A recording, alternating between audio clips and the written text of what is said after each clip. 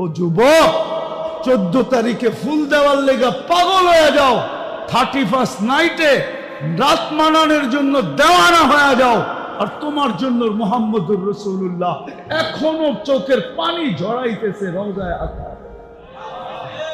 বিশ্বাস হয় না? চলো আমার সাথে, আমি লোক দেখায় দিব। চলো আমার সাথে, আমি তোমাকে দেখায় দেব। এখনো চোখের পানি ঝরায়। দুনিয়ায় যতদিন ছিল ততদিন ঝরাইছে।